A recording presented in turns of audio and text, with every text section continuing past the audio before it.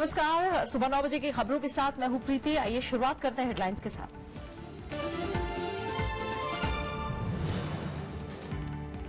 टल सकता है शशिकला का शपथ ग्रहण समारोह। राज्यपाल के चेन्नई में न होने के चलते कार्यक्रम में फेरबदल। आय से अधिक संपत्ति के मामले में सुप्रीम कोर्ट हफ्ते भर में सुनाएगा फैसला। मणिपुर में पहले और यूपी में छठे दौर के लिए अधिसूचना आज। 4 मार्च के चुनाव के लिए शुरू होगा नामांकन। मुलायम सिंह यादव गठबंधन के लिए करेंगे प्रचार।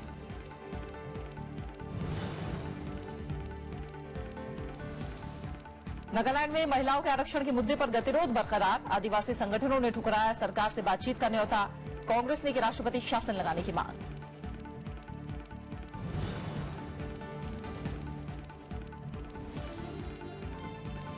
दिल्ली एनसीआर समेत उत्तर भारत में भूकंप के झटके। जानमाल के नुकसान की खबर नहीं। रुद्रप्रयाग भेजी गई एनडीआरएफ की टीमें। गृहमंत्री ने मांगी रिपोर्ट।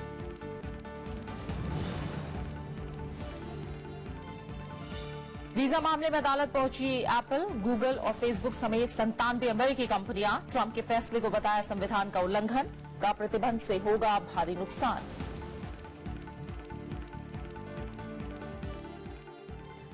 एआईएडीएमके विधायक दल की नेता शशिकला नटराजन का तमिलनाडु के मुख्यमंत्री पद की शपथ लेने का कार्यक्रम टल सकता है। चेन्नई में राज्यपाल सी विद्यासागर राव के नहीं होने के चलते उन्हें मिलने का समय नहीं दिया गया है। इस बीच शशिकला को शपथ लेने से रोकने की मांग को लेकर सुप्रीम कोर्ट में जनहित याचिका दाखिल की गई है।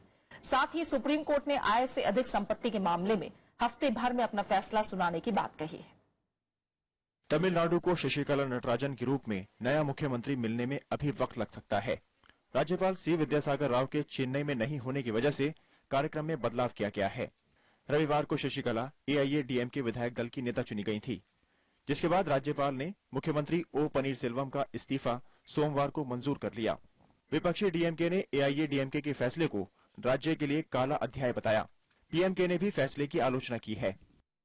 We can see that the personal Twitter account shows that it's CMO of Tamil Nadu, Sasikala's personal Twitter account, and she's tweeting as though she's the Chief Minister of Tamil Nadu right now.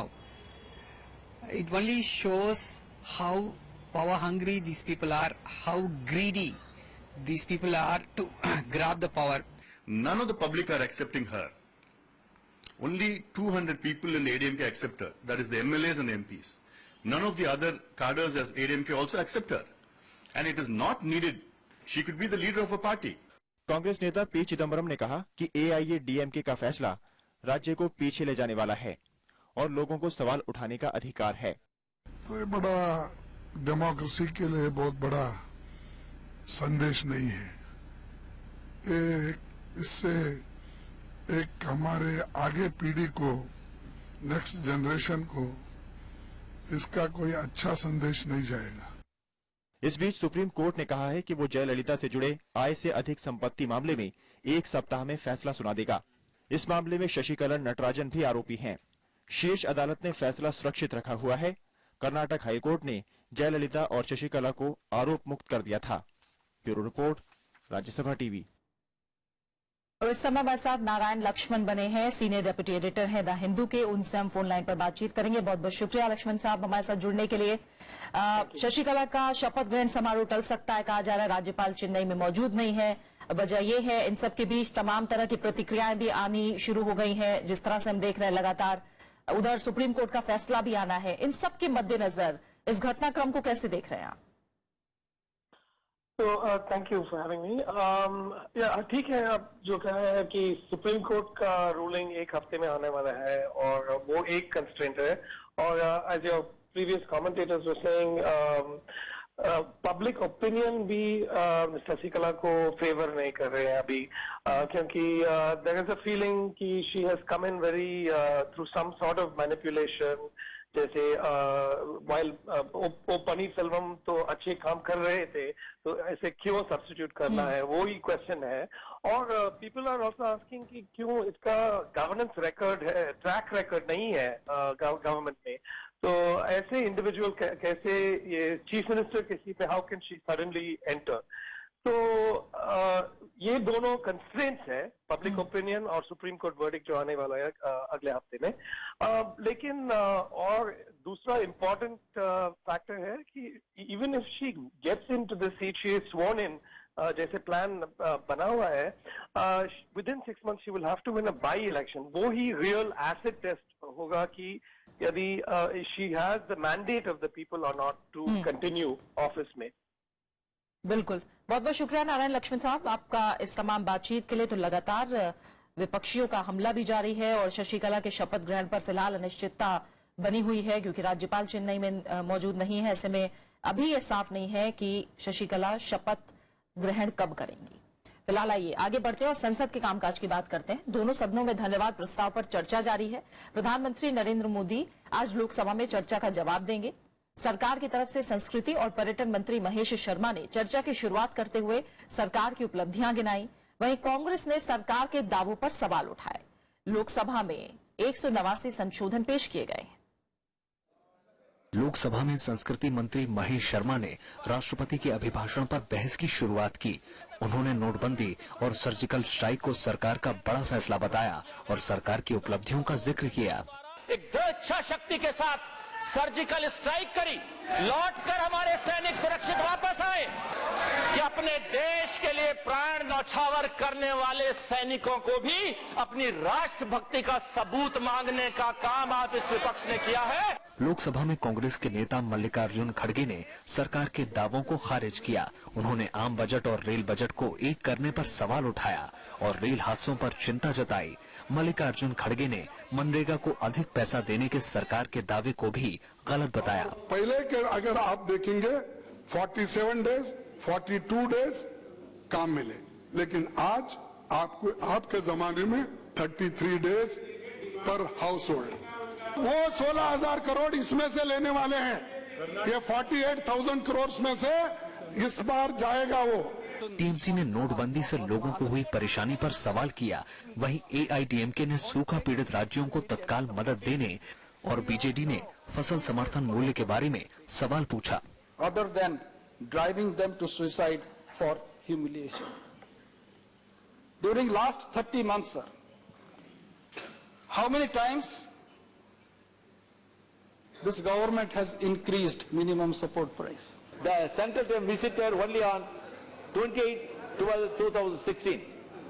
The late arrival of central team causes delayed assessment of damage, and this results in sending relief very late. 150 people died as a result of demonetization. We all know who is responsible for that. Now, President's speech does not even mention a word about the sad death of these 150 people. Shiv Sena ने सहकारी समितियों के हितों पर ध्यान देने की बात कही। वहीं सीपीएम ने रोजगार और कौशल विकास को लेकर सरकार की दलील पर सवाल उठाया। श्याम सुंदर, राज्यसभा टीवी। दोनों सदनों में धन्यवाद प्रस्ताव पर चर्चा जारी है। प्रधानमंत्री नरेंद्र मोदी आज लोकसभा में चर्चा का जवाब देंगे। सरकार की तरफ से संस्कृति और पर्यटन मंत्री महेश शर्मा ने चर्चा की शुरुआत की। आइए इस बीच आपको बता दें कि राज्यसभा में कल धन्यवाद प्रस्ताव पर आगे की चर्चा हुई। बीजेपी ने चर्चा की शुरुआत करते हुए सरकार की उपलब्धियां गिनाई। कांग्रेस समेत विपक्ष ने सरकार के नोटबंदी के फैसले को असफल करार दिया। विपक्ष की तरफ से 550 से ज्यादा संशोधन पेश किए गए। सदन में राष्ट्रपति के अभिभाषण से जुड़े धन्यवाद प्रस्ताव पर बीजेपी सांसद ला गणेशन ने आगे की चर्चा शुरू की। इस मौके पर उन्होंने बेटी बचाओ समेत सरकार की सभी योजनाओं की तारीफ की। बेटी बढ़ाओ के लिए भी एक घोषणा देना चाहिए। हर एक घर में एक बेटा 2 बेटी, ऐसा एक घोषणा देते हैं तो बेटी का संख्या अधिक होगा। ये है मेरा वो सुझाव है।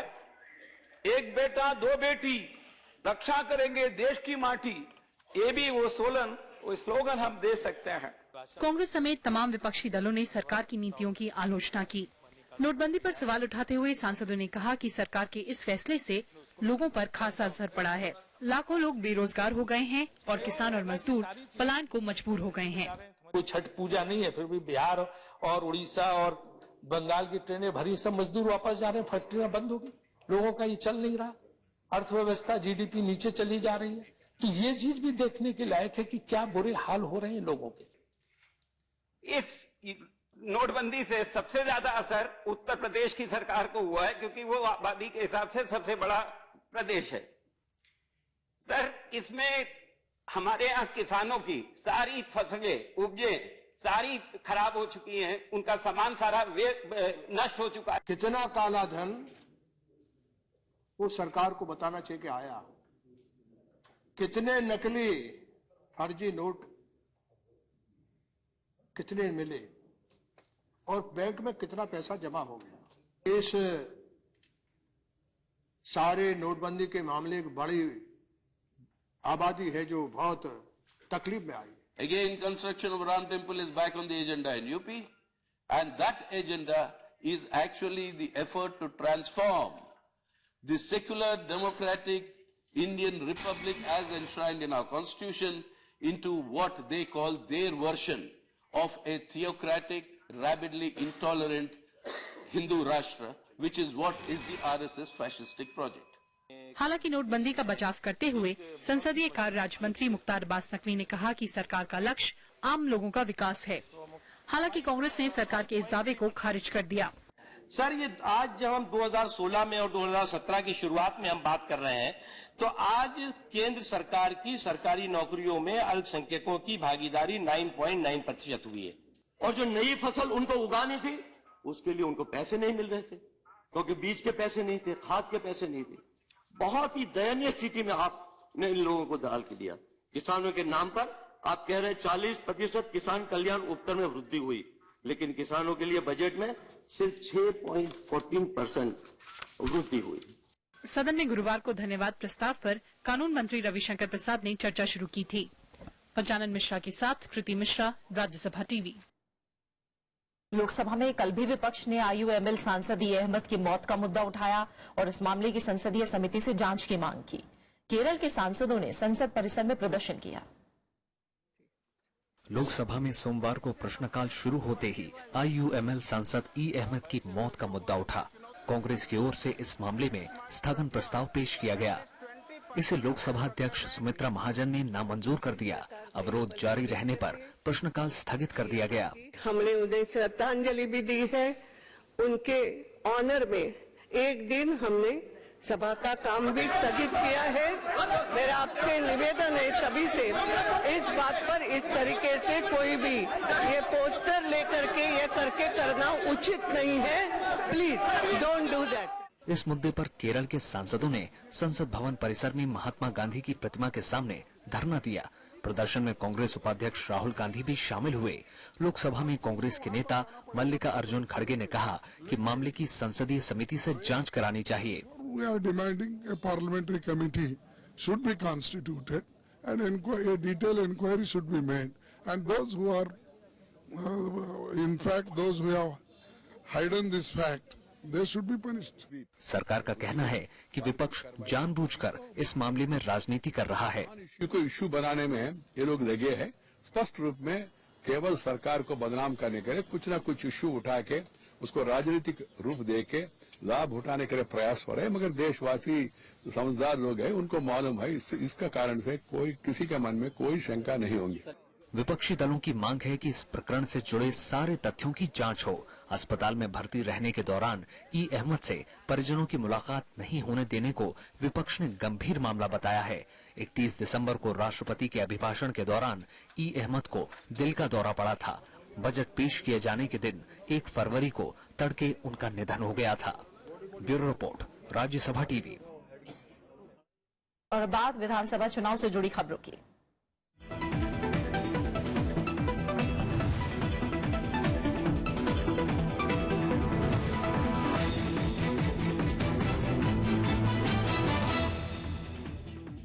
उत्तर प्रदेश में छठे चरण के चुनाव के लिए आज अधिसूचना जारी की जाएगी। इस चरण की 49 सीटों पर 4 मार्च को मतदान होगा।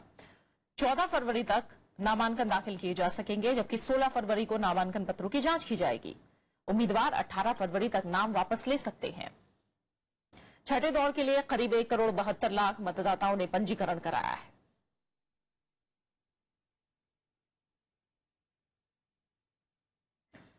उत्तर प्रदेश में सभी दलों के दिग्गज चुनाव प्रचार में जुटे हुए हैं। राहुल गांधी और अखिलेश यादव ने अलग अलग रैलियों में जहां प्रधानमंत्री नरेंद्र मोदी पर वादा खिलाफी का आरोप लगाया, वहीं मायावती ने केंद्र सरकार की नीतियों पर सवाल उठाते हुए बीजेपी पर निशाना साधा। कासगंज में केंद्रीय गृह मंत्री राजनाथ सिंह के निशाने पर समाजवादी पार्टी और कांग्रेस गठबंधन रहा। उत्तर प्रदेश में सभी दलों ने पूरी ताकत झोंक दी है। कांग्रेस उपाध्यक्ष राहुल गांधी ने शामली, मथुरा और अलीगढ़ में चुनावी सभाएं की। उन्होंने अखिलेश यादव की तारीफ करते हुए कहा कि कांग्रेस समाजवादी पार्टी गठबंधन की सरकार बनने पर और तेजी से काम होगा। राहुल गांधी ने केंद्र सरकार पर युवाओं, गरीबों और किसानों की अनदेखी का आरोप लगाया। मदद किसकी होनी चाहिए? किसान की होनी चाहिए, मजदूर की होनी चाहिए, युवा की होनी चाहिए। मदद होती किसकी है? 50 परिवारों की। अखिलेश यादव ने सीतापुर और लखीमपुर में जनसभाएं की। अखिलेश ने अच्छे दिन के वादे और नोटबंदी पर प्रधानमंत्री नरेंद्र मोदी को घेरने की कोशिश की। हमें और आपको तो वो दिन याद है जब ये बीजेपी के लोग अच्छे दिनों का वादा करके चले गए थे कि न जाने कितना पैसा आ जाएगा। अब तो कम से कम इनको जवाब देना चाहिए कि उनके बैंक के खजाने में कितना पैसा कालाधन और कितना पैसा भ्रष्टाचार वाला है। फर्रुखाबाद में बीएसपी प्रमुख मायावती के निशाने पर बीजेपी के साथ ही समाजवादी पार्टी और कांग्रेस गठबंधन भी रही। उन्होंने अखिलेश यादव पर जनता के पैसों को प्रचार में बर्बाद करने का आरोप लगाया। मायावती ने कहा कि बीजेपी में चुनाव के लिए सीएम चेहरा देने की हिम्मत नहीं है। 22 करोड़ जनता में जो जबरदस्त नाराजगी व आक्रोश व्याप्त है वह किसी से छिपा नहीं है। ऐसे हालातों में अब बीजेपी अपने किसी भी चेहरे को प्रदेश के मुख्यमंत्री के रूप में पेश करने की हिम्मत अभी तक भी नहीं जुटा पा रही है। केंद्रीय गृह मंत्री और बीजेपी के वरिष्ठ नेता राजनाथ सिंह ने कासगंज में जनसभा की।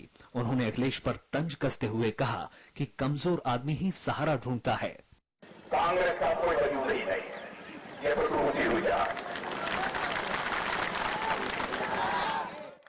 उत्तर प्रदेश की 403 सीटों पर 7 दौर में मतदान होना है। पहले दौर में 11 फरवरी को 73 सीटों पर वोटिंग होगी। Bureau report, Rajya Sabha TV. वहीं समाजवादी पार्टी नेता मुलायम सिंह यादव कांग्रेस समाजवादी गठबंधन के लिए प्रचार करेंगे। सोमवार को उन्होंने कहा कि वो पुरानी सभी बातें भूलकर अब अखिलेश यादव के साथ है। मुलायम सिंह ने दावा किया कि पार्टी में सभी विवाद खत्म हो गए हैं और वो उत्तर प्रदेश में पार्टी के लिए प्रचार करेंगे। उन्होंने ये भी साफ किया कि शिवपाल यादव अब अलग पार्टी नहीं बनाएंगे। वो ठीक कर लिया, जो कर लिया तो फैसले तो सामने में लेके कर लिया। पार्टी का प्रचार करेंगे आप? कांग्रेस का भी करेंगे? गठबंधन में है वो? अरे सबका करेंगे जो गठबंधन। शिवपाल यादव कैसे बनाएगा? ज्यादा हमसे बात नहीं होगी, पार्टी से बात नहीं होगी। अब किसी के गुस्से में करेगा। बीजेपी ने चुनाव आयोग से उत्तर प्रदेश के मुख्य सचिव डीजीपी जावेद अहमद और एडीजी को हटाने की मांग की है। केंद्रीय सूचना प्रसारण मंत्री वेंकैया नायडू की अगुवाई में बीजेपी की 3 सदस्यीय प्रतिनिधिमंडल ने कल चुनाव आयोग के अधिकारियों से मुलाकात करके ज्ञापन सौंपा। इसमें प्रतिनिधिमंडल ने निर्मला सीतारमण और मुख्तार अब्बास नकवी भी शामिल हुए। बीजेपी का आरोप है कि इन तीनों के रहते उत्तर प्रदेश में निष्पक्ष चुनाव मुमकिन नहीं है। इसके साथ ही पार्टी ने रामपुर, फिरोजाबाद और मेरठ के जिलाधिकारियों को भी हटाने की मांग की है। बीजेपी ने इन सभी पर सत्ताधारी दल को फायदा पहुंचाने का आरोप लगाया है। ये लोग अभी व्यवस्था को मिसयूज करके, दुरुपयोग करके, अधिकारियों का इस्तेमाल करके चुनाव के ऊपर मैनिपुलेट करने के लिए प्रयास कर रहे हैं। कोई कॉम्पिटेंट सीनियर आदमी को डायरेक्टर जनरल पुलिस का नियुक्ति करके चुनाव निष्पक्ष और स्वतंत्र चुनाव कराने के लिए पूरा प्रयास होना चाहिए। मणिपुर में पहले दौर की 38 सीटों पर चुनाव के लिए आज अधिसूचना जारी की जाएगी। राज्य में 4 मार्च को पहले चरण के लिए मतदान होना है। नामांकन दाखिल करने की आखिरी तारीख 14 फरवरी है, जबकि 16 फरवरी को नामांकन पत्रों की जांच की जाएगी। उम्मीदवार 18 फरवरी तक नाम वापस ले सकते हैं। 8 मार्च को दूसरे चरण के लिए मतदान किया जाएगा, जबकि 11 मार्च को नतीजे आएंगे।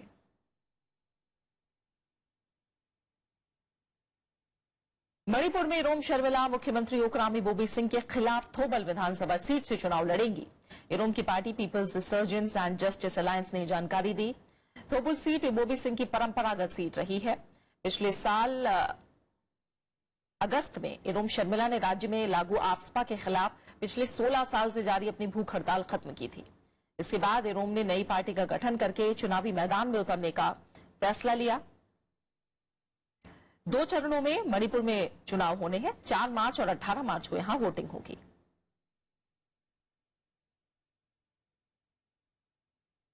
नागालैंड में आदिवासी संगठनों का बेमियादी आंदोलन जारी है। विवाद सुलझाने के लिए सरकार की तरफ से बुलाई गई बैठक में आदिवासी संगठनों ने शामिल होने से इनकार कर दिया है। इस बीच राज्यपाल ने मुख्यमंत्री और उनकी कैबिनेट के मंत्रियों के साथ कल बैठक की। आदिवासी संगठनों ने भी कल बैठक करके मुख्यमंत्री टीआर जेलियांग के इस्तीफे की मांग दोहराई। वहीं प्रदेश कांग्रेस ने राज्य की खराब कानून व्यवस्था के लिए सरकार को जिम्मेदार ठहराते हुए राष्ट्रपति शासन लगाने की मांग की है। कांग्रेस ने हरियाणा सरकार पर गुड़गांव में करीब 3000 करोड़ की 400 एकड़ जमीन के घोटाले का आरोप लगाया है। कांग्रेस नेता अभिषेक मनु सिंघवी ने इसे बड़ा घोटाला बताते हुए मामले की विस्तृत जांच की मांग की।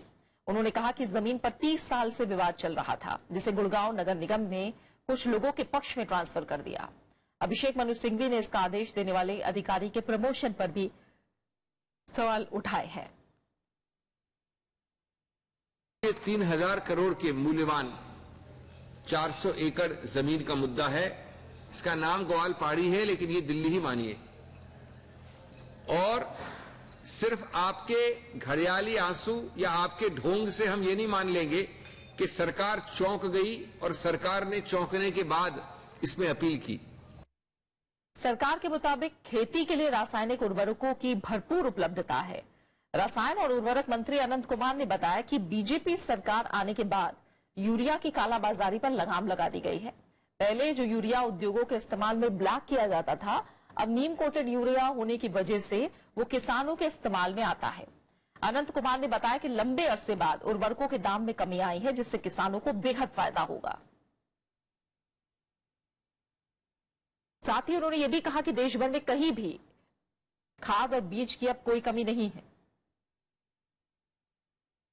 We have reduced the prices of these fertilizers first ever time after the time of Chaudhary Charan Singh ji, 1977. The DAP has come down by 190 rupees per 50 kg bag.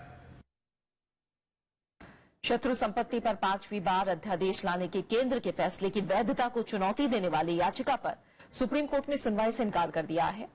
Rajya Sabha सांसद हुसैन दलवाई की ओर से ये याचिका दायर की गई थी।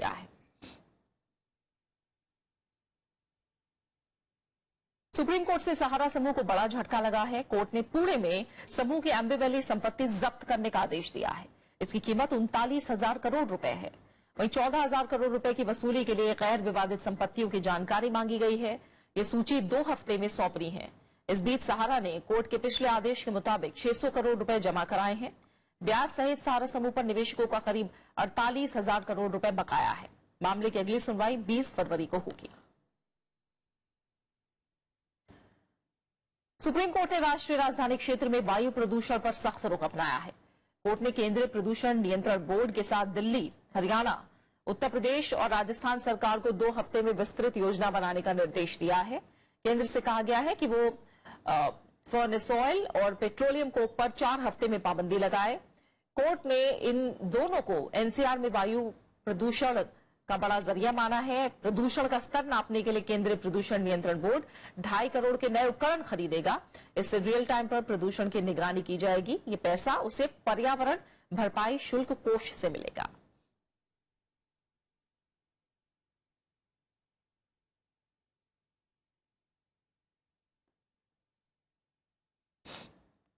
और दिल्ली, एनसीआर समेत उत्तर भारत के कई राज्यों में सोमवार रात भूकंप के झटके महसूस किए गए। रात करीब 10:30 बजे 5.8 तीव्रता के आए इस भूकंप का केंद्र उत्तराखंड के रुद्रप्रयाग में जमीन के 33 किलोमीटर नीचे था।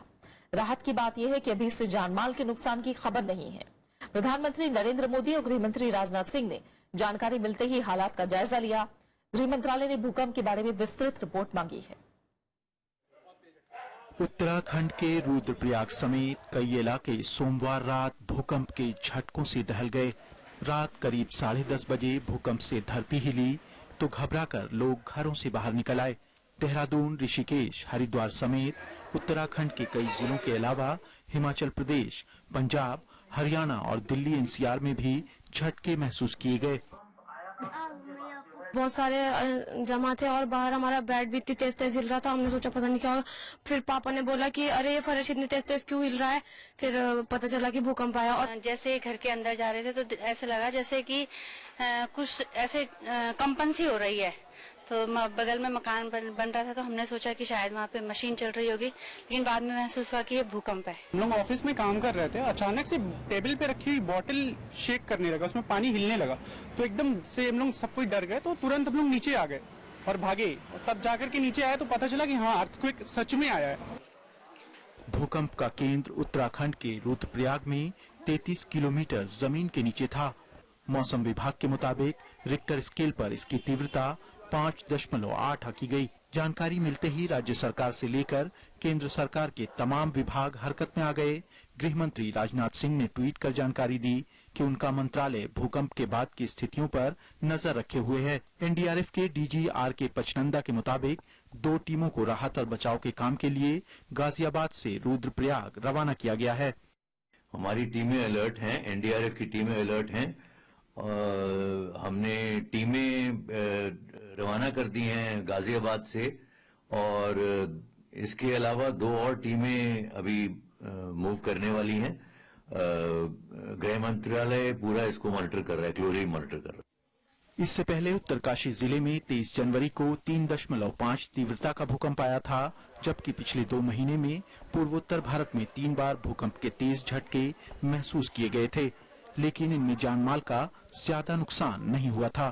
Bureau report, Rajya Sabha TV. वहीं अमेरिका में एप्पल, गूगल और फेसबुक समेत 97 कंपनियों ने यात्रा प्रतिबंध के आदेश के खिलाफ अदालत का रुख किया है। कंपनियों की दलील है कि इस फैसले से उनका कारोबार प्रभावित होगा। इसके अलावा ये फैसला अमेरिकी संविधान और आवर्जन कानून के भी खिलाफ है। कंपनियों ने फेडरल कोर्ट में दस्तावेज दाखिल करके अपनी चिंताओं से सरकार को अवगत कराया। दस्तावेज में यात्रा प्रतिबंध की कड़े शब्दों में निंदा की गई। कंपनियों के मुताबिक दूसरे देशों से आए कारोबारियों की वजह से ही अमेरिकी अर्थव्यवस्था महान बन पाई है। हालांकि कोर्ट के दखल के बाद यात्रा प्रतिबंध के आदेश को रद्द किया जा चुका है, लेकिन इन अमेरिकी कंपनियों का मानना है कि ऐसा कोई भी कदम अर्थव्यवस्था के लिए नुकसानदेह होगा।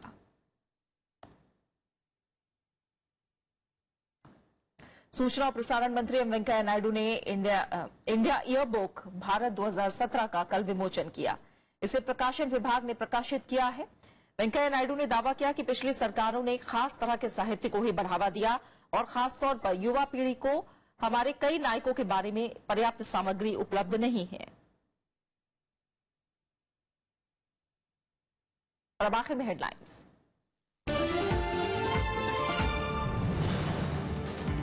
कल सकता है शशिकला का शपथ ग्रहण समारोह। राज्यपाल के चेन्नई में न होने के चलते कार्यक्रम में फेरबदल। आय से अधिक संपत्ति के मामले में सुप्रीम कोर्ट हफ्ते भर में सुनाएगा फैसला।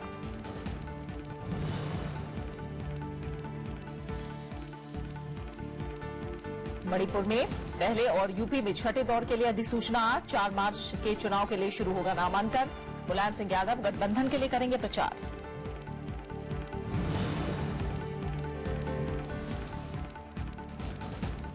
नागालैंड में महिलाओं के आरक्षण के मुद्दे पर गतिरोध बरकरार। आदिवासी संगठनों ने ठुकराया सरकार से बातचीत का न्योता। कांग्रेस ने राष्ट्रपति शासन लगाने की मांग।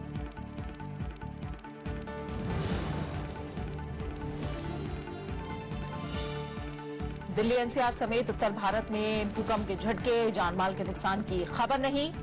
रुद्रप्रयाग भेजी गई एनडीआरएफ की टीमें, गृह मंत्री ने मांगी रिपोर्ट।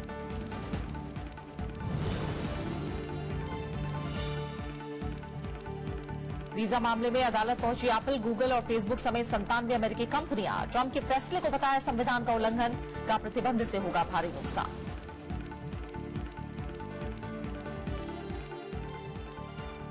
फिलहाल खबरों में इतना ही। आगे देखिए मेरे साथ लोकतंत्र 2017।